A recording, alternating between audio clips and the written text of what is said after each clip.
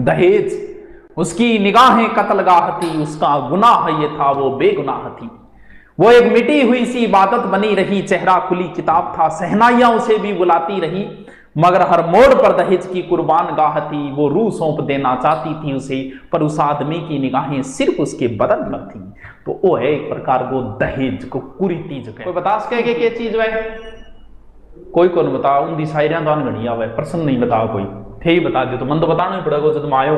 देखो के वे पंडित जी बैठे हैं, ठीक है, पंडित जी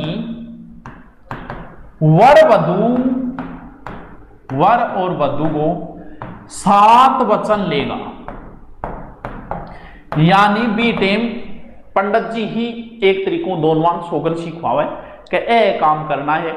अब और अन्य जितने भी बालक बालिकाएं हैं, अपनी बड़ी को माता समझना है, छोटी को बहन के समान समझना है, किसी की तरफ नहीं देखना है, अपनी पत्नी को किसी भी धर्म कार्य में करो तो उसमें साथ में रखना है, या धर्म कार्य करो ना पत्नी को योगदान मानी जाए, तो पत्नी ने सागे राखनी है। ई तरीके की 7 वचन दे, कोई बात थे छुपा के नहीं रखोगा, मोबाइल का पासवर्ड भी थे थारी पत्नी ने बताओगा, सारा फेसबुक का बताओगा, इंस्टाग्राम का बताओगा, तो कोई बात छुपानी को नहीं। अर्धांगिनी है थारी, अर्धांगिनी को मतलब अधोंग है, यानी पत्नी को अर्धांगिनी कहा जाता है। क्यों? क्योंकि बिन आधी बात को बेरो है। अगर पत्नी आपका पति ने कोई बात पूछ रही है तो समझ लो कि आधी बात को बिन पहली बेरो है, इंगी बजों बात पूछ रही है, इन कारण बिन अर्धांगिनी बोला। अब कंफर्मेशन खातर थोड़ी सी बात और पूछना पड़े, तो वह है 7 वचन जगह पंडित जी दिलवा होगा, वह हो गया बिन के बोले अभ्यारोहण बोले।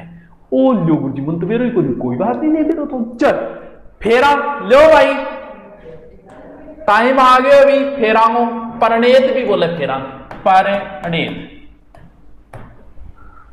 अब वर और वधु अग्नि ने साक्षी मान के, क्योंकि अग्नि एक प्रकार की देवता है, तो अग्नि को साक्षी मान के वह एक दूसरे फेरा में के रूल बैठा ब्रो कि पहली पोज जब पत्नी आगे बैठे तो ए मान लो पति देव है,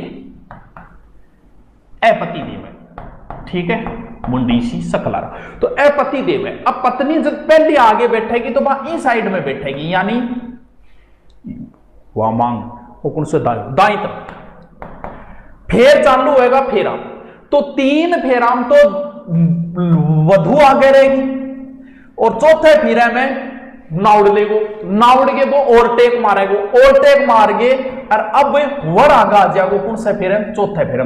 फिर पंडित जी कहेगा आप थक क्या हो गया, 4 फेरा थारा पूरा हो गया, अब बैठ जाओ। अब पत्नी किधर बैठेगी? अब पत्नी वामांग हो गई है। हमेशा भले कहीं बैठे, शादी के बाद पत्नी को पति के किस साइड में बैठना है? वामांग साइड में बैठना है। अब इस साइड की ओर बैठना है, हृदय की ओर बैठना है, हार्ट इस साइड में होता है, तो पत्नी भी आधा दिल होती है तो इस साइड में बैठेगी। अपना जगह गाड़ी बनाना थे अमेरिका में, देखो अमेरिका में अपन उल्टो स्टेयरिंग हुए, यानी अपने स्टेयरिंग इस साइड में होता है, उनके इस साइड में होता है। आपने ड्राइवर पहली बेरो का आगे की सीट की खातर हुए, आगे की सीट में आदमी आगे की सीट पर का तो पत्नी ने बिठाना पसंद करे, का फिर आप जीएफ ने बिठाना पसंद करे, बी खातर पहली सीट इल्ली साइड में बनाई दी है कि इल्ली साइड में बैठे पत्नी बैठेगी, बाबी इल्ली साइड में। तो बाद में शादी के बाद पत्नी कभी भी बैठे पति के तो किस साइड में बैठेगी? वो इस साइड की ओर बैठेगी, याद रह जासी है, ठीक है कि आगे चालूंगे अर्धांगी, हाँ जो भी है फेरा हो गया।